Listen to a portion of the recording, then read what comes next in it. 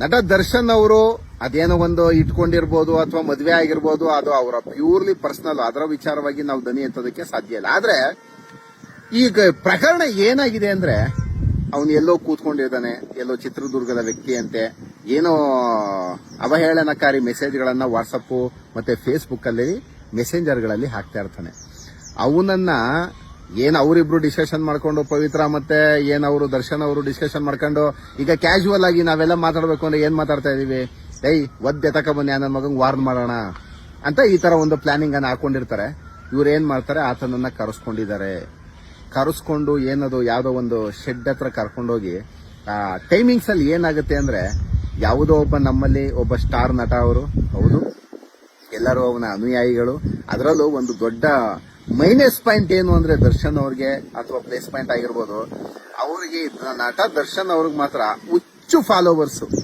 ಅವ್ರು ಏನಾದ್ರೂ ಮಾಡ್ಲಿ ಅದನ್ನ ಸಮರ್ಥನೆ ಮಾಡಿಕೊಳ್ಳುವಂತ ಅಭಿಮಾನಿಗಳೇ ಜಾಸ್ತಿ ಇದ್ದಾರೆ. ಆಯ್ತು, ಅವರ ಒಳ್ಳೆತನಕ್ಕೆ ನೀವು ಏನು ಬೇಕಾದ್ರೂ ಸಪೋರ್ಟ್ ಮಾಡಿ, ಏನ್ ಬೇಕಾದ್ರೂ ಮಾಡಿ, ಆಯ್ತು. ಏನದು ಗೋಶಾಲೆಗಳನ್ನ ನಡೆಸ್ತಾರೆ, ಅನಾಥಾಶ್ರಮಕ್ಕೆ ಫಂಡ್ ಕೊಡ್ತಾರೆ, ಎಷ್ಟೋ ಜನ ವಿದ್ಯಾರ್ಥಿಗಳನ್ನ ಮಾಡ್ತಾರೆ, ಮಾಡ್ಲಿ. ಆದರೆ ಒಳ್ಳೆ ಕೆಲಸಗಳು ಯಾವುದೂ ಸಹ ಒಳ್ಳೇದನ್ನ ಮಾಡಬೇಕು, ಬಿಟ್ಬಿಡ್ಬೇಕು ಅಷ್ಟೇನೆ. ಅದೇನೋ ಬಲಗೈನ್ ಮಾಡಿದ್ದು ಎಡಗೈ ಗೊತ್ತಾಗಬಾರದು ಅಂತಾರಲ್ಲ, ಇದನ್ನ ನಾವು ಸೋಷಿಯಲ್ ಸರ್ವಿಸ್ ಅಂತ ಕರಿತೀವಿ. ಆದ್ರೆ ಕೇವಲ ಒಂದೇ ಒಂದು ಅವಹೇಳನಕಾರಿ ಪೋಸ್ಟ್ ಯಾರೋ ಒಬ್ಬ ಹಾಕ್ಬಿಟ್ಟು ಕರ್ಕೊಬಂದು ಹೊಡೆದು ಇವರು ಸಾಯಿಸ್ತಾರೆ ಅಂದ್ರೆ, ಇವರು ನಾಯಕ ನಟನಾಗ ಅದ್ಯಾವುದೋ ನಾವು ಸಹ ನೋಡಿದೀವಿ. ಅದು ಕಾಟೇರ ಮೂವಿನಲ್ಲಿ 100 ಜನ ಹೊಡೆದ ಸಾಯಿಸ್ಬಿಟ್ಟು ಮುಚ್ಚಾಕ್ಬಿಡ್ತಾನಲ್ಲ. ಕಾನೂನು ಹಾಗಿಲ್ಲ ಮಿಸ್ಟರ್ ದರ್ಶನ್ ಅವರೇ. ಕಾನೂನು ಎತ್ತಾಕೊಂಡೋಗಿ ಮುಗಿಸ್ತಾರೆ. ಪೊಲೀಸರೇನು ಕಣ್ಮುಚ್ಕೊಂಡ್ ಕೂತಿರಲ್ಲ. ಯಾರೋ ಬೇಕು ಅಂತ ಹೋಗ್ತಾರಂತೆ, ಅವರೇ ಸರೆಂಡರ್ ಆಗ್ತಾರಂತೆ, ನಾವೇ ಮಾಡಿದ್ದು ಅಂದ್ಬಿಡ್ತಾರೆ. ಪೊಲೀಸರೇನು ದನ ಕಾಯಕ್ಕಿರ್ತಾರೆ ಅನ್ಕೊಂಡಿದ್ದೀರಾ?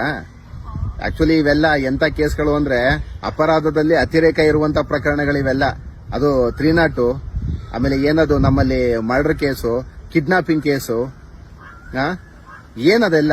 ಇದು ಸಾರ್ವಜನಿಕವಾಗಿ ನಾನು ಹೇಳಬೇಕು ಅಂದ್ರೆ, ಆಮೇಲೆ ಬೇಸಿಕ್ಲಿ ನಾನು ಒಂದು ಹೇಳೋದಕ್ಕೆ ಏನ್ ವಿಚಾರ ಬಂದಿದ್ದೀನಿ ಅಂದ್ರೆ, ಸೋಷಿಯಲ್ ಮೀಡಿಯಾವನ್ನ ಯೂಸ್ ಮಾಡುವಂತ ಜನರು, ಏನು ಟಿಕ್ ಟಾಕ್ ಮಾಡೋರು, ರೀಲ್ಸ್ ಮಾಡುವಂತರು, ಒಂದಷ್ಟು ವಿಚಾರಗಳನ್ನ ಹೇಳುವಂತವ್ರು, ಕೆಲವೊಂದು ಶಾರ್ಟ್ ಮೂವೀಸ್ ಹಾಕ್ತಾರೆ, ಕೆಲವೊಂದು ಹೀರೋಗಳಿಗೆ, ಎಷ್ಟೋ ಜನ ಹೀರೋಗಳಿಗೆ, ಹೀರೋಯಿನ್ಗಳಿಗೆ. ಆಮೇಲೆ ಮೊನ್ನೆ ನೋಡಿ ಅವ್ರು ಯಾರೋ, ನಾವು ಸಾಮಾಜಿಕವಾಗಿ ಯಾರೋ ಒಬ್ಬ ಹೀರೋಯಿನ್ಗಳನ್ನ ಫಾಲೋ ಮಾಡ್ತೀವಿ ಅಂದ್ರೆ ಯಾವುದೋ ಒಂದು ಗುಣ ಇಷ್ಟ ಆಗ್ಬೇಕು, ಅದ್ರ ಮೇಲೆ ನಾವು ಜನ ಫಾಲೋವರ್ಸ್ ಆಗ್ತಾ ಇರ್ತಾರೆ. ಮೊನ್ನೆ ನೋಡಿ ಆ ನಿವೇದಿತಾ ಮತ್ತೆ ಚಂದನ್ಗೌಡ ಯಾರೋ ಡಿವೋರ್ಸ್ ಹಾಕೋರು, ಅವರಿಂದ ಸಮಾಜಕ್ಕೆ ಏನ್ರಿ ಕೊಡುಗೆ ಇದೆ? ನಾವ್ ಯಾಕೆ ಅವ್ರನ್ನ ಫಾಲೋ ಮಾಡಬೇಕು? ಜನ ಯಾಕೆ ಅವ್ರ ಅಭಿಮಾನಿಗಳಾಗಬೇಕು? ಅದು ಹೇಳಿ ಫಸ್ಟ್. ಆಮೇಲೆ ಏನಾಗುತ್ತೆ ಗೊತ್ತಾ, ಅವ್ರು ಏನೋ ಮಾಡ್ಕೊತಾರೆ, ಯಾವ್ದೋ ಟಿವಿನಲ್ಲಿ ಯಾವ್ದೋ ಒಂದೆರಡು ಪ್ರೋಗ್ರಾಮ್ಗೆ ಹೋಗ್ತಾರೆ, 2 ಪ್ರೋಗ್ರಾಮ್ ನಲ್ಲಿ ಪಾರ್ಟಿಸಿಪೇಟ್ ಮಾಡ್ತಾರೆ, ಏನೋ ವಿನ್ನರ್ ಆಗ್ಬೋದು, ದುಡ್ಡು ಬರುತ್ತೆ, ದುಡ್ಡು ತಗೊಂಡು ಮಜಾ ಮಾಡ್ತಾರೆ. ಅದು ಅವ್ರ ಫ್ಯಾಮಿಲಿ ವಿಷಯ, ಅದು ಅವ್ರ ಪರ್ಸನಲ್ ವಿಷಯ. ಇವ್ರನ್ನೆಲ್ಲ ಅಭಿಮಾನಿಗಳು ನಾವಾಗ್ಬೇಕಾ? ಅವರ ಅನುಯಾಯಿಗಳು ನಾವ್ಯಾವಾಗ? ಇದು ಯಾವ ದುರದೃಷ್ಟಕರ ಸಂಗತಿ ಅಂತ. ಅವ್ರು ಮಾಡೋ ಹಣೆ ಬರ ಇವಾಗ ಏನಾಗ್ಬಿಟ್ಟಿದೆ ಅಂದ್ರೆ, ಆಮೇಲೆ ಅದನ್ನೇ ನಾವ್ ಹೇಳುವಂತದ್ದು, ಕಮೆಂಟ್ಸ್ ಗಳನ್ನ ನೋಡ್ಕೊ ಬನ್ನಿ. ಆಮೇಲೆ ಅವ್ರು ಅವಳು ನಿವೇದಿತಾ ಗೌಡ ಮಾಡೋದಕ್ಕೆ ಪ್ರತಿಯೊಂದಕ್ಕೂ ವಲ್ಗರ್ ಬರೋದು ಕಮೆಂಟ್ಸ್. ಪ್ರತಿಯೊಂದಕ್ಕೂ ವಲ್ಗರ್ ಕಮೆಂಟ್ಸ್ ಬಂದಾಗ ಯಾವ ಗಂಡ ತಾನೇ ಜೊತೆಗಿರ್ತಾರೆ? ಇಲ್ಲ ರೀಲ್ಸ್ ಮಾಡೋದ್ ನಿಲ್ಲಿಸ್ಬೇಕು, ಇಲ್ಲ ಗಂಡ ಬೇಕು ಅಂತ ಸಂಸಾರ ಮಾಡಬೇಕು, ಇಲ್ಲ ಏನೋ ಒಂದು ಹೆಸರು ಮಾಡಬೇಕು ಅಂದ್ರೆ ಗಂಡ ಮನೆ ಯಾವ್ದು ಬೇಡ, ನೀವೇನೋ ಒಂದು ಕ್ಷೇತ್ರದಲ್ಲಿ ಹೆಸರು ಮಾಡೋದಕ್ಕೆ ಬಿದೋಗ್ಬೇಕು. ಈ ತರ ಸಮಾಜಕ್ಕೆ ಒಂದು ಕೆಟ್ಟ ಸಂದೇಶಗಳನ್ನ ಕೊಟ್ಕೊಂಡು ಆ ಕಮೆಂಟ್ಸ್ ಅಲ್ಲೇ ನಾವು ನೋಡ್ತಾ ಇರ್ತೀವಿ. ನಾವು ಎಲ್ಲಾ ತರನ ಅಬ್ಸರ್ವೇಷನ್ ಮಾಡ್ತೀವಿ, ಡಿಪಾರ್ಟ್ಮೆಂಟ್ ಅವರು ಎಲ್ಲ ಮಾಡ್ತಾರೆ.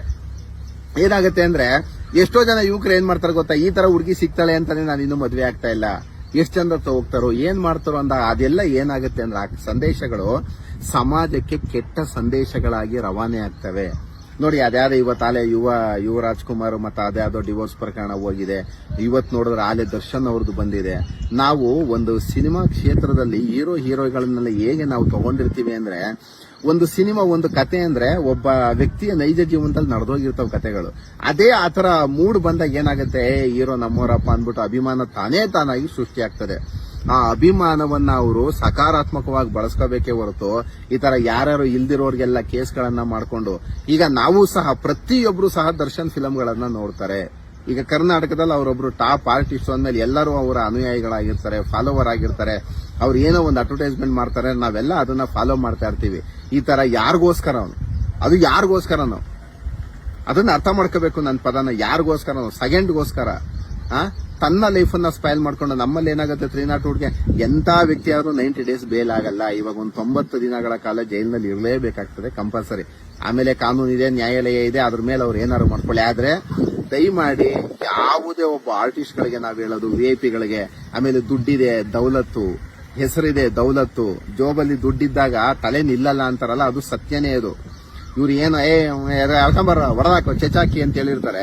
ಇವ್ರ ಅನುಯಾಯಿಗಳ ಕಾರಲ್ಲಿ ಯಾವಾಗಲೂ ಒಬ್ರು ವಿಐಪಿ ಹೋಗ್ತಾರೆ ಅಂದ್ರೆ ಒಂದ್ 10 ಜನ ಜೊತೆ ಇದ್ದೇ ಇರ್ತಾರೆ. ಒಬ್ಬ ವ್ಯಕ್ತಿಗೆ ಮಾರಣಾಂತಿಕವಾಗಿ ಹಲ್ಲೆ ಮಾಡಿ ಯಾವುದೋ ಒಂದೇ ಒಂದು ಸಣ್ಣ ಕಾರಣ. ಅದು ಆಕ್ಚುಲಿ ಸೋಷಿಯಲ್ ಮೀಡಿಯಾವನ್ನ ಬಳಕೆ ಮಾಡೋರು ತುಂಬಾ ಜಾಗೃತರಾಗಿರ್ಬೇಕು. ಅದ್ರಲ್ಲೂ ಸಹ ರೆಗ್ಯುಲರ್ ಬಳಕೆ ಮಾಡೋರು ಒಂದ್ ಸ್ವಲ್ಪ ಗುಂಡಿಗೆ ಗಟ್ಟಿ ಹಿಡ್ಕೊಂಡು ಕೆಲಸ ಮಾಡ್ಕೊಂಡು ಹೋಗ್ಬೇಕು. ಯಾರು ಏನಾರು ಅಂದ್ಕೊಳ್ಳಿ, ನಮ್ ಕೆಲಸನ ಮಾಡ್ತಾ ಹೋಗ್ತಾ ಇರ್ಬೇಕು. ಹಂಗಾಗಿ ಯಾವ್ದೋ ಒಂದೇ ಒಂದು ಅಶ್ಲೀಲವಾಗಿ ಹಾಕಿದ್ದಕ್ಕೆ ನೀವು ಕೊಲೆನೇ ಮಾಡ್ತೀರಾ ಅಂದ್ರೆ, ಹಾಗಾದ್ರೆ ಎಷ್ಟೋ ಜನಕ್ಕೆ ಬ್ಯಾಡ್ ಕಮೆಂಟ್ಸ್ ಹಾಕ್ತಾರಲ್ಲ, ಸಾವಿರಾರು ಬ್ಯಾಡ್ ಕಮೆಂಟ್ಸ್ ಗಳು ಬಂದಿರುತ್ತೆ. ಹಾಗಾದ್ರೆ ಸಾವಿರಾರು ಮರ್ಡರ್ಗಳನ್ನ ಮಾಡೋದಕ್ಕಾಗತ್ತಾ? ನಿಮ್ಮ ರೆಪ್ಯುಟೇಷನ್ ಏನಿದೆ ಅದೇ ರೀತಿ ನೀವು ಉಳಿಸ್ಕೊಂಡು ಹೋಗುವಂತ ಕೆಲಸಗಳು ಮಾಡಬೇಕು. ಆಮೇಲೆ ಎಲ್ಲಾ ಸೆಲೆಬ್ರಿಟೀಸ್ ಗಳಿಗೂ ನಾವ್ ಹೇಳೋದು, ಈ ರೀಲ್ಸ್ ಮತ್ತೊಂದು ಮಗದೊಂದು ಏನ್ ಸೋಷಿಯಲ್ ಮೀಡಿಯಾಗಳನ್ನ ಬಳಸ್ತಾ ಇದ್ದೀರಾ, ನಮ್ಮಲ್ಲಿ ಕೆಲವೊಂದು ಅನೈತಿಕ ಅಪರಾಧಗಳಿಗೆ ಸಂಬಂಧಪಟ್ಟಂತೆ ಇವತ್ತು ಅಫೆನ್ಸ್ಗಳು ತುಂಬಾ ಆಗ್ತಾ ಇದೆ. ಯಾವುದೇ ಒಂದು ಕಾರಣಕ್ಕೂ ನಿಮ್ಮ ತಾಳ್ಮೆಯನ್ನ ಗೆಡಿಸ್ಕೊಳ್ಬಾರ್ದು. ಆಮೇಲೆ ಕಾನೂನನ್ನ ದಯಮಾಡಿ ಎಲ್ಲರೂ ಗೌರವ ಮಾಡ್ಕೊಂಡು ಹೋಗ್ಬೇಕು. ದಯಮಾಡಿ ಬ್ಯಾಡ್ ಕಮೆಂಟ್ಸ್ ಗಳಿಗೆ ಇದು ಮಾಡ್ಕೊಳ್ಬೇಕು. ಆಮೇಲೆ ಈ ತರ ಮಾಡ್ಕೊಳ್ಳೋದಕ್ಕೆ ಎಷ್ಟು ಅಪರಾಧಗಳು ನಡೀತಾ ಇದೆ ಗೊತ್ತಾ? ಸೋಷಿಯಲ್ ಮೀಡಿಯಾ ಅನ್ನೋದು ಎಷ್ಟು ಪಾಸಿಟಿವ್ ಇದೆ, ಅಷ್ಟು ನನ್ನ ಪ್ರಕಾರ ಹೇಳ್ಬೇಕು ಅಂದ್ರೆ ಒಂದು 50 to 60% ಮ್ಯಾಕ್ಸಿಮಮ್ ಇದರಲ್ಲಿ ಏನು ಸೋಷಿಯಲ್ ಮೀಡಿಯಾಸ್ ಅಲ್ಲಿ ನೆಗೆಟಿವ್ ಕಾರಣಗಳೇ ಜಾಸ್ತಿ. ಹಾಗಾಗಿ ದಯಮಾಡಿ ಬೇರೆ ಏನು ಆರ್ಟಿಸ್ಟ್ಗಳಿದೀವಿ, ಕೆಲವೊಬ್ರು ವಿಐಪಿಗಳಿದ್ದಾರೆ, ದಯಮಾಡಿ ಈ ತರ ಯಾವುದೋ ಕ್ಷುಲ್ಲಕ ಕಾರಣಕ್ಕೆ ಕೊಲೆಯನ್ನ ಮಾಡುವಂತ ಕೆಟ್ಟ ಕೆಲಸಗಳಂತೂ ದಯಮಾಡಿ ಮಾಡಬೇಡಿ.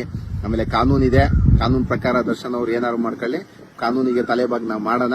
ದಯಮಾಡಿ ಯಾರೇ ಆದ್ರೂ ಕೂಡ ಸೋಷಿಯಲ್ ಮೀಡಿಯಾಸ್ ಅನ್ನ ಬಳಕೆ ಮಾಡೋರು ದಯಮಾಡಿ ಈ ತರ ಕ್ಷುಲ್ಲಕ ಕಾರಣಗಳಿಗೆ, ಅದ್ಯಾರೋ ಮೊನ್ನೆ ನೋಡಿದ್ವಲ್ಲ, ಅವಳು ಯಾರೋ ರೀಲ್ಸ್ ಮಾಡ್ತಾರಂತೆ, ಅದೇನೋ ಮೇಕಪ್ ದುಡ್ಡಿಲ್ಲ ಅಂದ್ಬಿಟ್ಟು ಓನರ್ ಮನೇಲಿ ದುಡ್ಡಿದೆ ಅಂದ್ಬಿಟ್ಟು ಹೋಗಿ ಸಾಯಿಸಿರ್ತಾರೆ. ಎಷ್ಟು ಕೆಟ್ಟ ಕೆಲಸಗಳಲ್ವಾ ಇವೆಲ್ಲ. ನಾವೆಲ್ಲ ನೇರವಾಗಿ ನೋಡ್ಬೇಕು. ಒಂದು ಎಂತೆಂತ ಮರ್ಡರ್ ಕೇಸ್ಗಳಾಗ್ತಾ ಇದೆ ಅಂದ್ರೆ ಸೋಷಿಯಲ್ ಮೀಡಿಯಾಗೆ ಬಂದ್ಬಿಟ್ಟು ಏನೋ ಹೆಸರು ಮಾಡೋಣ ಅಂತ ಹೋಗ್ತಾರೆ, ಮನೆ ಹಾಳು ಮಾಡ್ಕೊಳ್ಳುವಂತ ಕೆಲಸಗಳನ್ನ ಮಾಡ್ತಿದ್ದಾರೆ. ಈ ನಮ್ಮ ಸೋಷಿಯಲ್ ಮೀಡಿಯಾಗಳಿಂದಲೂ ಕೊಲೆ ಜಾಸ್ತಿ ಆಗ್ತಿದೆ, ಅನೈತಿಕ ಅಪರಾಧಗಳು ಜಾಸ್ತಿ ಆಗ್ತಿದೆ.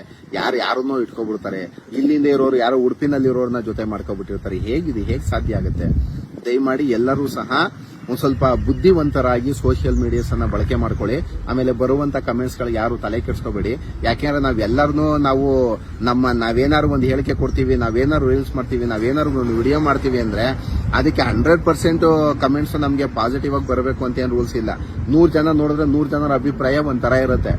ಹಾಗಾಗಿ ಕೆಲವೊಂದು ನಾವು ಅದೇ ಮೊನ್ನೆ ನೋಡ್ತಾ ಇದ್ದೀವಿ, ಅದ್ಯಾವುದೋ ಅಡಿಗೆ ಮನೆ ಕೈ ರುಚಿ ಅನ್ನೋದಕ್ಕೆ ಉಪ್ಪಿಟ್ಟು ಮಾಡೋದು ಹೇಗೆ ಅಂತ ತೋರಿಸ್ತಿದ್ದಾರೆ. ಕೆಲವೊಬ್ರಿಗೆ ಉಪ್ಪಿಟ್ಟು ಅಂದ್ರೆ ಆಗಲ್ಲ, ಅವ್ರು ಬ್ಯಾಡ್ ಕಮೆಂಟ್ಸ್ ಹಾಕ್ತಾರೆ. ಹಾಗಾಗಿ ಏನಾಗುತ್ತೆ, ಜನರ ಭಾವನೆಗಳಿಗೆ ನಾವು ಸ್ಪಂದಿಸ್ಬೇಕು ಅಷ್ಟೇನೆ. ಬಟ್ ನಮ್ಮ ನಿರ್ಧಾರ ನಮ್ದು ಫೈನಲ್ ಆಗಿರ್ಬೇಕು ಸ್ನೇಹಿತರೆ. ಹಾಗಾಗಿ ದಯಮಾಡಿ ಯಾರೂ ಕೂಡ ಕೆಟ್ಟ ಕೆಲಸಗಳಿಗೆ ಕೈ ಹಾಕಬೇಡಿ. ಆಮೇಲೆ ಯಾವುದೇ ಅಭಿಮಾನಿಗಳಿಗೆ ನಾವು ಹೇಳುವಂತದ್ದು, ಯಾರಿಂದ ಯಾರಿಗೇನು ಆಗ್ಬೇಕಾಗಿಲ್ಲ ರೀ. ಎಲ್ಲರೂ ನಾವು ಸಿನಿಮಾಗಳನ್ನ ನೋಡ್ತೀವಿ, ನಾವು ನಾಟಕಗಳನ್ನ ನೋಡ್ತೀವಿ. ಎಲ್ಲ ಸಿನಿಮಾಗಳಿಗೆ, ರಾಜಕಾರಣಗಳಿಗೆ ಎಲ್ಲ ನಾವು ಕೂಡ ಅನುಯಾಯಿಗಳೇ. ಆದ್ರೆ ಹುಚ್ಚು ಅನುಯಾಯಿಗಳಾಗಬಾರ್ದು. ಆಮೇಲೆ ಇದು ಇವಾಗೂ ತೋರಿಸ್ತಿದ್ದಾರೆ. ಆಮೇಲೆ ಅದನ್ನ ನೋಡಿ ದರ್ಶನ್ ಮೇಲೆ ಪೊಲೀಸರು ಏನ್ ದನ ಕಾಯ್ಕಿದಾರ, ಎಲ್ಲ IAS IPS ಪಾಸ್ ಮಾಡ್ಕೊಂಡ್ ಬಂದಿರ್ತಾರೆ. ಅವರು ಒಂದು FIR ಅನ್ನ ಹಾಕ್ಬೇಕು ಅಂದ್ರೆ FIR ಹಾಕಿದ್ಮೇಲೆ ಅವರು ಕಂಪ್ಲೀಟ್ ಆಗಿ ಎನ್ಕ್ವೈರಿ ಮಾಡದೆ ಯಾವುದೇ ಒಬ್ಬ ವ್ಯಕ್ತಿಯನ್ನ ಅರೆಸ್ಟ್ ಮಾಡೋದಿಲ್ಲ. ಅದು ಒಬ್ಬ ಸಮಾಜದಲ್ಲಿ ಒಂದು ಸ್ವಲ್ಪ VIP ಪೊಸಿಷನ್ ಅಲ್ಲಿ ಇದಾರೆ, ಅವರು ಹೇಗೆ ಅರೆಸ್ಟ್ ಮಾಡ್ಬಿಡ್ತಾರೆ? ಅಟ್ಲೀಸ್ಟ್ ಜನಗಳ ತಲೆನಲ್ಲಾನು ಇದು ಬುದ್ಧಿ ಇರ್ಬೇಕಲ್ವಾ? ಯಾವನೋ ಏಕ್ದಮ್ ಹೇಳ್ಬಿಟ್ಟು ಫಿಕ್ಸ್ ಮಾಡಿಸ್ಬಿಟ್ಟಿರ್ತಾರಂತೆ. ಜೈ ಡಿ ಬಾಸ್, ಜೈ ಡಿ ಬಾಸ್. ಏನು ಜೈ ಡಿ ಬಾಸ್? ಏನ್ ಅರ್ಥ? ಅದೇನದು? ಒಳ್ಳೆ ಕೆಲಸಗಳಿಗೆ ನೀವೇನಾದ್ರೂ ಮಾಡಿ, ಕೆಟ್ಟ ಕೆಲಸ ಮಾಡಿದಾಗ ಅದನ್ನ ನೆಗ್ಲೆಕ್ಟ್ ಮಾಡಿ ಬಿಸಾಕ್ಬೇಕು ಅವ್ರನ್ನ. ನೀವು ಮಾಡುವಂತ ಕಮೆಂಟ್ಸ್ ಗಳೇ ಅವ್ರನ್ನ ತಗೊಂಡೋಗಿ ಅಟ್ಟು ಕೂರಿಸುತ್ತೆ. ನಾನು ಏನ್ ಮಾಡಿದ್ರು ಸಿನಿಮಾ ನೋಡ್ತಾರೆ ಜನ, ನಾನು ಏನ್ ಮಾಡಿದ್ರು ಜನ ನಮ್ಮನ್ನ ಅಪ್ರಿಶಿಯೇಟ್ ಮಾಡ್ತಾರೆ ಅಂದ್ರೆ ಆ ದುರಾಂಕಾರ, ಆ ಹಣದ ಮೋಹ ಏನಾಗುತ್ತೆ ಮನಸ್ಸಲ್ಲಿ ತಾನೇ ಕೂರಿಸ್ಕೊಂಡು ದುರಾಂಕಾರಗಳು ಸ್ಟಾರ್ಟ್ ಆಗ್ತದೆ. ಹಾಗಾಗಿ ಜನಗಳು ಒಳ್ಳೆಯದನ್ನ ಸ್ವೀಕಾರ ಮಾಡಿ, ಕೆಟ್ಟದನ್ನ ನೇರವಾಗಿ ನೆಗ್ಲೆಕ್ಟ್ ಮಾಡುವಂತ ಗುಣಗಳನ್ನು ಬೆಳೆಸ್ಕೋಬೇಕು ಸ್ನೇಹಿತರೆ. Thank you.